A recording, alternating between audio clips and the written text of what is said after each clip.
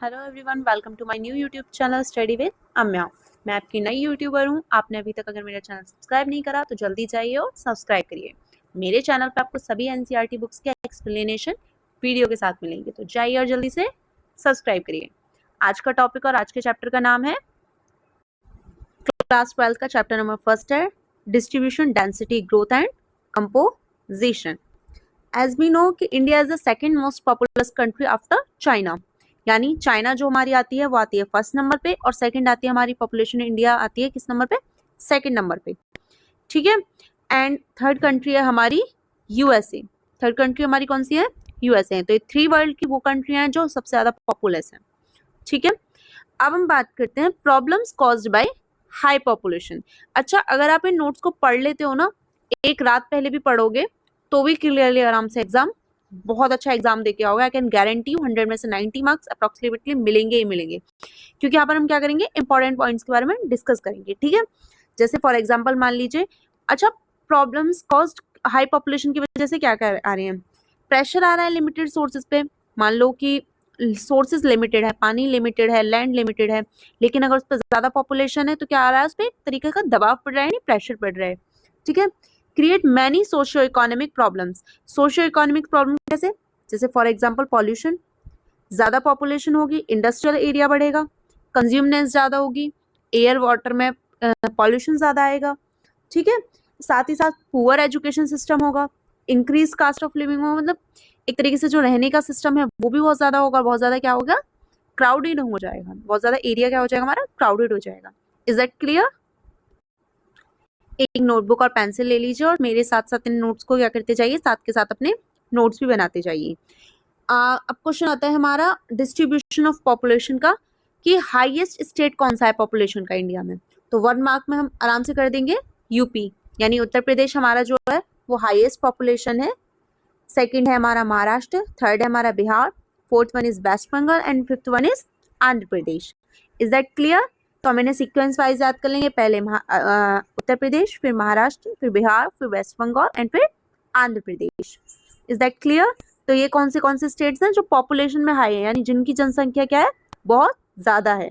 ठीक है। अच्छा, जो हायर पॉपुलेशन थे तो हमने जान लिया। अगर क्वेश्चन आता है small share of population state क्या है, यानी कम शेयर किसका पॉपुलेशन का है, तो वो है आपका जम्मू कश्मीर का, अरुणाचल प्रदेश का एंड उत्तराखंड का। अच्छा, इसमें एक और आता है कि कोस्टल प्लेन्स, यानी जो हमारे कोस्टल प्लेन्स है उनमें हमारी क्या है? पॉपुलेशन हाइयर प्रोपोर्शन है, और जो और हिली एरियाज हैं तो उनके हिली एरियाज वगैरह और प्लेन्स हैं उनमें डेजर्टेड एरिया है, उनमें क्या है? पॉपुलेशन अकॉर्डिंग टू इनके कंपैरिजन में कोस्टल प्लेन के कंपैरिजन में कम है। आई होप आपको जो मैं समझा रही हूँ वो समझ में आ रहा होगा। साथ के साथ नोट्स बनाते चलिए, आपको फिर नोट्स बनाने की भी जरूरत नहीं पड़ेगी।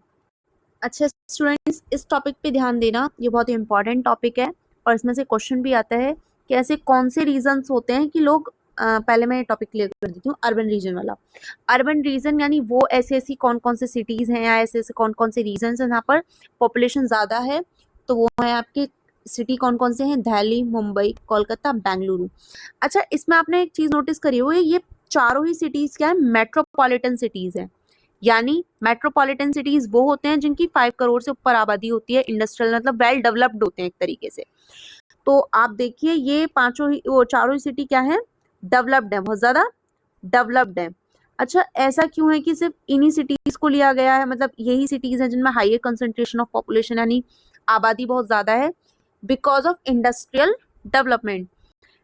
आजकल अनएम्प्लॉयमेंट इतनी बढ़ चुकी है कि लोग क्या करते हैं? माइग्रेट होते हैं गांव से, क्या करते हैं? शहर में माइग्रेशन करते हैं, अपना माइग्रेट होते हैं, अपने गांव छोड़कर शहरों में जाके बसते हैं। किसके लिए? अपने डेवलपमेंट के लिए। एक तरीके से वो गांव छोड़कर शहर में जाएंगे, उनकी इनकम ग्रोथ होगी, तो उसके लिए क्या करते हैं? वो अपना गांव छोड़ के रूरल एरिया से कहाँ माइग्रेट करते हैं? शहरों में माइग्रेट करते हैं। और ये चारों जो सिटीज हैं वो क्या है?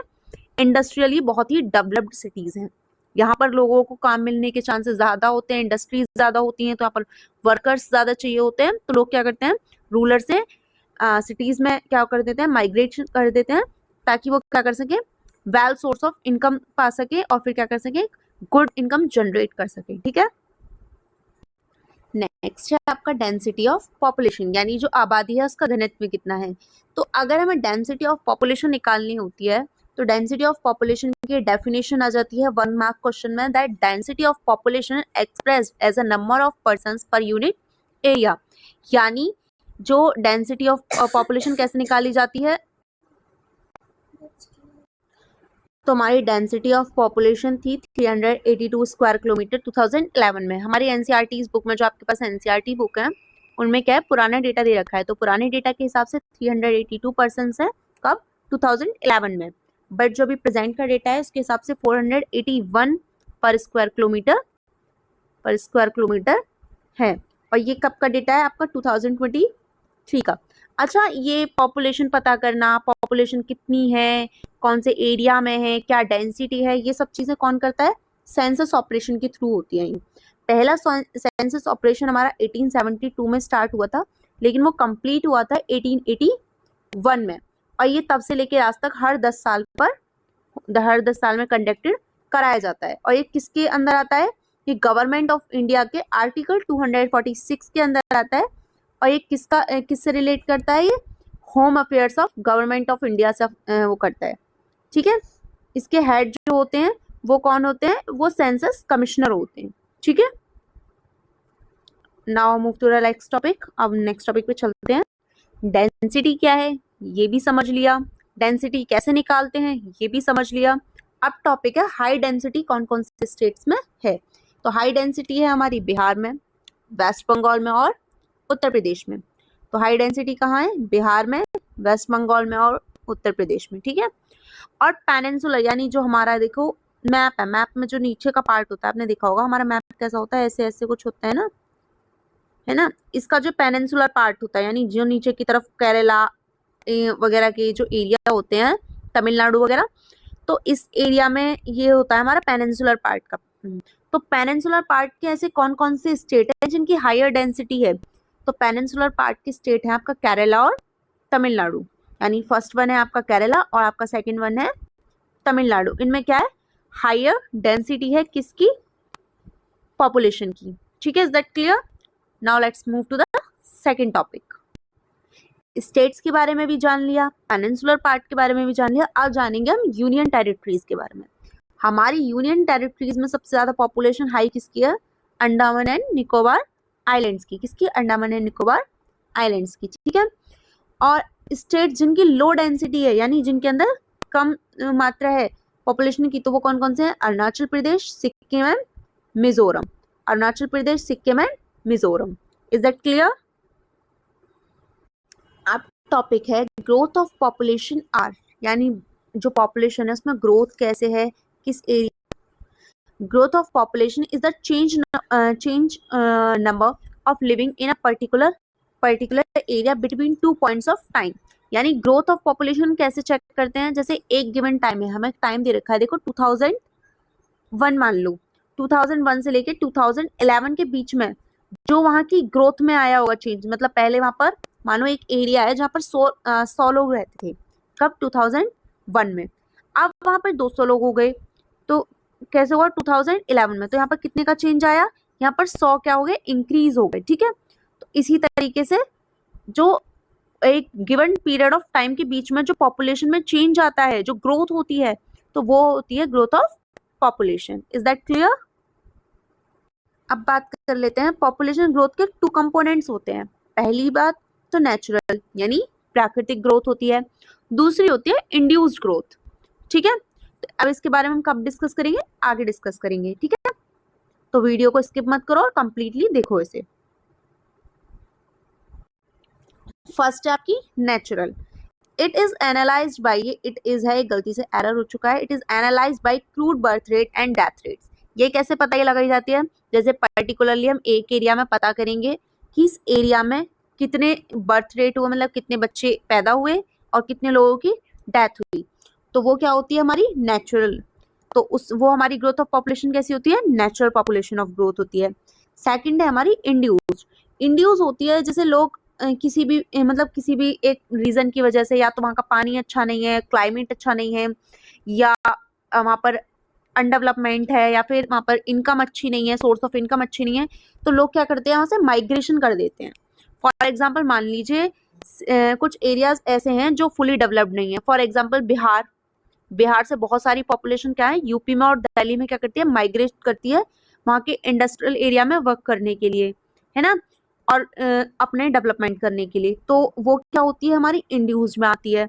और जो नेचुरली जो बच्चों के पैदा होने या डेथ रेट से जुड़ा हुआ है, तो वो है हमारी नेचुरल। ठीक है, एक वर्ल्ड डेवलपमेंट रिपोर्ट जारी हुई थी पॉपुलेशन की इंडिया के लिए, जिसमें बताया गया था कि इंडिया जो है वो 1350 मिलियन पहुंच जाएगी इसकी पॉपुलेशन, कब तक, 2025 तक। ये किसके द्वारा बताया गया था, वर्ल्ड बैंक रिपोर्ट के, वर्ल्ड डेवलपमेंट रिपोर्ट के द्वारा। ठीक है, हम थोड़ा सा ओवरव्यू करते हैं वर्ल्ड डेवलपमेंट रिपोर्ट का।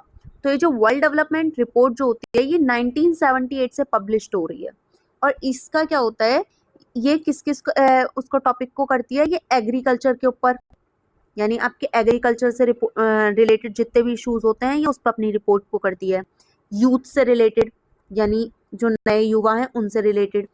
ठीक है, पब्लिक सर्विसेज से रिलेटेड, लेबर से रिलेटेड, ये क्या करती है, अपनी अपनी रिपोर्ट्स को, हर कंट्री की रिपोर्ट्स को ये पोस्ट करती है। ठीक है,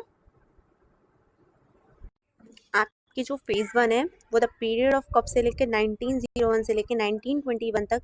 अच्छा, ये फेजेस जो हैं ये इंडिया की फेजेस दे रखे हैं, इंडिया की मतलब सन के अकॉर्डिंग। जैसे 1901 से लेकर 1921 जो हमारी थी वो थी स्टेशनरी फेज या फिर स्टैग्नेंट फेज, एक तरीके से क्या थी, स्थिर स्थिर क्या थी, स्थिर फेज थी। ठीक है, सेकेंडली फेज 2 की बात करते हैं। तो फेज 2 चली हमारी पीरियड की 1921 से लेके 1915 तक, जैसे हम क्या बोलते हैं, स्टडी पीरियड। क्या बोलते हैं, स्टडी पीरियड।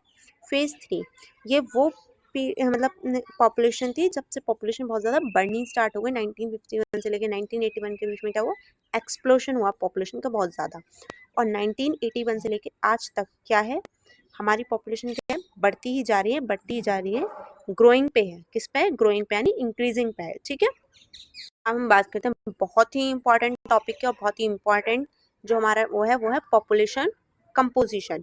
यानी पॉपुलेशन जो कंपोजिशन है, मतलब पॉपुलेशन एक तरीके से जो मतलब आबादी है उसकी रचना कैसे करी गई है, उसे कंपोजिशन में करते किस तरीके से, मतलब कैसे कैसे वो बटी हुई है आपस में, तो वो सारी चीज़ें हम क्या करेंगे इसमें। तो ये एनालाइज होती है बाय सेक्स, यानी मतलब जेंडर कौन सा है तुम्हारा, मतलब फीमेल हो, मेल हो, या अदर मतलब अलग हो, ट्रांसजेंडर हो। ठीक है, प्लेस कहाँ पर पैदा हुई हो, कौन सी जगह पर, लाइक उत्तर प्रदेश में, उत्तराखंड में, मतलब प्लेस ऑफ रेजिडेंस क्या है आपका। ठीक है, एथनिक कैरेक्टरिस्टिक्स होती है हमारी, वो कैरेक्टरिस्टिक्स जैसे लाइक हमारा रिलीजन, हमारा धर्म क्या है, मैरिटल स्टेटस, यानी हम शादीशुदा हैं या शादीशुदा नहीं हैं। ठीक है, लिटरेसी कितने पढ़े लिखे हैं, तो सारी चीज़ें किस में आती है, हमारे एथनिक कैरेक्टरिस्टिक्स में आती है। ठीक है, अब हम बात करते हैं रूरल अर्बन कंपोजिशन की। तो इंडिया की 68.8, ये सारा ये कब का डेटा है, 2011 का। आपकी इंडिया की 68.8 पॉपुलेशन कहाँ रहती है, गांव में रहती है। कहाँ रहती है, गांव में। और इंडिया में लगभग कितने, 6,40,800, हमारे लगभग अकाउंटेबल माने तो 6,40,800, हमारे पास अप्रॉक्स मान लो 2011 के हिसाब से 6,40,867 क्या है, विलेजेस हैं, किसमें, पूरे इंडिया में, यानी पूरे भारत में कितने विलेजेस हैं, 6,40,867 विलेजेस हैं। ठीक है, तो ये हो गया हमारा topic clear, rural urban composition का। ओके, अच्छा अब बात करते हैं हम, all the union territories have smaller portion of rural population except Dadra and Nagar Haveli. यानी बाकी जितनी भी हमारी लक्षद्वीप है, अंडमान निकोबार है, ये जो यूनियन टेरिटरीज हैं साथों के साथों, इसमें क्या है, रूरल पॉपुलेशन बहुत ज़्यादा कम है, यानी बहुत ज़्यादा कम रेशो है। लेकिन किस में सबसे ज़्यादा है, मतलब एक तरीके से देखा है किस में लार्जर पोर्शन है, तो वो है आपका दादर एंड नागर हवेली में। आपका 1 मार्क क्वेश्चन भी आ सकता है और आपका MCQ भी आ सकता है। अब बात करते हैं हम लिंग्विस्टिक कंपोजिशन की। ठीक है, लिंग्विस्टिक कंपोजिशन जो हमारी लैंग्वेज से रिलेटेड होती है। कौन सी कंपोजिशन, जो हमारी लैंग्वेज से मतलब लैंग्वेज से रिलेट करती है। ठीक है, फर्स्ट आ जाते हैं हम पॉइंट हिंदी स्पीकर्स पे। जैसा कि आपको पता है भारत क्या है, भारत में सबसे ज़्यादा किसकी पॉपुलेशन है, हिंदूज की पॉपुलेशन है। और हिंदू ज़्यादातर क्या करते हैं, हिंदी का यूज़ करते हैं। ठीक है, सबसे ज़्यादा हाईएस्ट परसेंटेज ऑफ स्पीकर्स क्या है कंट्री में हमारी में, वो हिंदी है। क्या है, हिंदी। तो हमारी सबसे ज़्यादा पॉपुलेशन है हिंदी की। हमारे इंडिया में सबसे ज़्यादा हाईएस्ट परसेंटेज ऑफ स्पीकर्स किसके होते हैं? हिंदी के होते हैं, ठीक है। सेकंड आ जाते हैं, कौन कौन सी ऐसी लैंग्वेज है, आपका देखो 1 मार्क में आएगा ही आएगा, बहुत इंपॉर्टेंट क्वेश्चन है कि ग्रुप्स कौन कौन से ऐसे हैं जो स्मॉलेस्ट लैंग्वेज स्पीकर हैं। तो देखिए आपके संस्कृत, बोडो, मणिपुरी। देखो आप CUET के लिए प्रिपेयर कर रहे हो, बोर्ड्स के लिए प्रिपेयर कर रहे हो, बहुत easily I am trying to give my best. मैं अपना बेस्ट से बेस्ट दे रही हूँ सारे वीडियोस के एक्सप्लेनेशन में। प्लीज़ अगर चैनल सब्सक्राइब नहीं करा तो प्लीज़ कर लो, बिकॉज देखो एक वीडियो बनाने में, उसे एक्सप्लेनेशन करने में बहुत टाइम लगता है, ठीक है। तो देखो पहले हम क्वेश्चन पे ध्यान दे लेंगे। हमारा स्मॉलेस्ट लैंग्वेज ग्रुप क्या है? संस्कृत है, बोडो है और मणिपुरी है, ठीक है। अब हम बात करते हैं रिलीजियस कंपोजिशन, यानी कि धर्म के आधार पर कंपोजिशन, यानी धर्म के आधार पर कैसी रचना है। तो Hindu have the major group in our country, जैसा मैं पहले वाले उस पर एक्सप्लेन कर चुकी थी कि हिंदू जो होते हैं हमारे, मतलब हमारे कंट्री में सबसे ज़्यादा क्या है? हिंदू है, ठीक है। क्योंकि हमारी कंट्री का पहले नाम भी क्या था? हिंदुस्तान था, ठीक है। वो स्थान जहाँ पर हिंदू रहते हैं वो था हिंदुस्तान, ठीक है। बाद में इसका नाम चेंज हुआ, भारत हुआ, एंड देन कन्वर्ट हुआ ये इंडिया में, ठीक है। अब हम बात करते हैं, Muslims are the largest minor community in our country. अच्छा, माइनर में देखी जाए, अगर मेजॉरिटी में देखा जाए तो हिंदू हैं, यानी हिंदू का पोजीशन सबसे ज़्यादा है, मतलब हिंदू लोग ज़्यादा हैं। लेकिन अगर माइनर में देखा जाए कि माइनर में सबसे ज़्यादा हाईएस्ट किसकी है, तो वो आपके मुस्लिम्स की है। किसकी है? मुस्लिम्स की, ठीक है। उसके बाद किसकी है? इसकी आपके जैन्स की और बुद्धिस्ट की है। किसकी है? जैन्स की और बुद्धिस्ट की है। जैन्स की स्पेलिंग आई थिंक गलत हो गई है, मिस प्रिंटिंग में हो चुकी है आपकी। तो जैन्स और बुद्धिस्ट। सबसे ज़्यादा स्मॉलर ग्रुप किसका है? वो आपका जैन का और बुद्धिस्ट का। माइनर में सबसे ज़्यादा हाईएस्ट कौन है? अच्छा, माइनर कौन है सबसे ज़्यादा? जैन और बुद्धिस्ट। माइनर में हाईएस्ट कौन है सबसे ज़्यादा? मुस्लिम। और सबसे मेजर ग्रुप किसका है इंडिया में? हिंदूज का। पूरा टॉपिक क्लियर हो गया, कोई डाउट नहीं रहा। अब हम बात करते हैं कंपोजिशन ऑन वर्किंग पॉपुलेशन, यानी वर्किंग पॉपुलेशन की कंपोजिशन कैसे है। देखो ये 3 ग्रुप्स में है, मार्जिनल वर्कर्स, मेन वर्कर्स और नॉन वर्कर्स। तो देखो मार्जिनल की बात करेंगे हम, तो मार्जिनल वर्कर्स वो होते हैं जो अपने देखो मंथली के हिसाब से काम करते हैं, 3 महीने, 2 महीने, 4 महीने, अपने हिसाब से वो काम करते हैं, मतलब अपने प्रायोरिटी के हिसाब से या अपने वर्क के हिसाब से वो वर्क करते हैं। वो 2 महीने, 3 महीने, 4 महीने या साल के 6 महीने, ये होते हैं मार्जिनल वर्कर्स। मेन वर्कर्स वो होते हैं जो देखो परमानेंटली काम करते रहते हैं। और नॉन वर्कर्स वो होते हैं जो अनएम्प्लॉयड होते हैं और वर्कर्स वर्क ही नहीं करते, मतलब जिनके पास कोई वर्क नहीं है, वो क्या होते हैं? नॉन वर्कर्स की कैटेगरी में आता है, ठीक है। ज़्यादातर प्राइमरी सेक्टर में, हमारे यहाँ पर देखो 3 सेक्टर होते हैं, primary, secondary and then tertiary. Primary में हमारे एग्रीकल्चर आता है, सेकेंडरी में हमारे इंडस्ट्रियल आता है, टैरिटरी में हमारे फाइन गुड्स वगैरह आते हैं, ठीक है। तो फॉर एग्जांपल मान लेंगे प्राइमरी सेक्टर, यानी हमारे एग्रीकल्चर वगैरह के सेक्टर में सबसे ज़्यादा क्या वर्कर्स पाए जाते हैं, क्योंकि अंडर डेवलपमेंट, मतलब अनएम्प्लॉयमेंट इतनी बढ़ चुकी है, मतलब जो हमारी अनएम्प्लॉयमेंट है उसकी वजह से क्या होता है, लोग क्या करते हैं, वर्कर्स की ज़रूरत है 3 की, लेकिन उसी काम को क्या करेंगे, कम पैसों में कॉम्प्रोमाइज़ करके कौन करेंगे, 7 लोग कर लेंगे, ठीक है।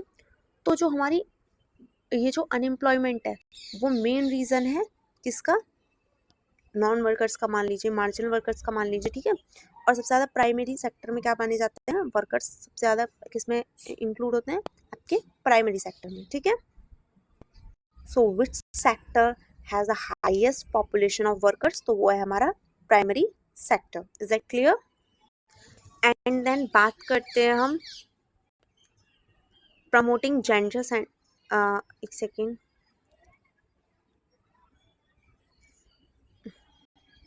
सॉरी,